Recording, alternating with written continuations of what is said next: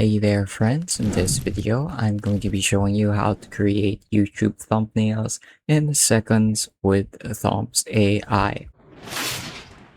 So just go to Thumbs.ai, type that into your URL in your web browser and you should be able to see this web page. Go ahead and click on start for free.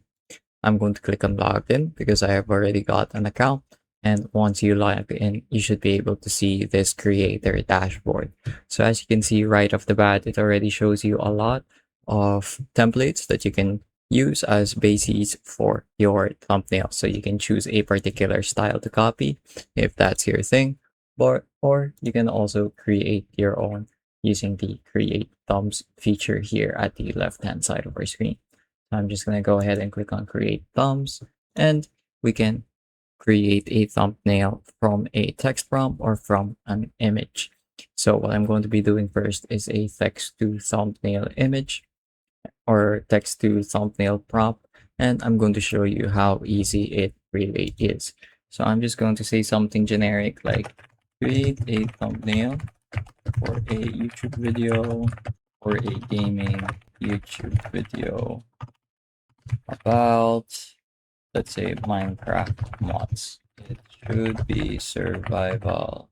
So just a really simple prompt, really vague. Don't worry about the details of your prompt too much because you can click on this enhance button. And what it does is, as long as you are able to convey the general idea of what your thumbnail is going to be, this can optimize it for a prompt for you. So as you can see, here it is, create a high contrast YouTube thumbnail for a gaming video about Minecraft mods focused on survival and building. And then it also fleshes out the rest of the prompt for you, so you get a really nice result when you generate one. So you can also add your face if that's something you want to do. You can also follow a template like the ones I've shown you earlier, or you can also have a certain style. So you can create your own styles. So if you have a brand going on with your channel, you can keep it consistent across your videos.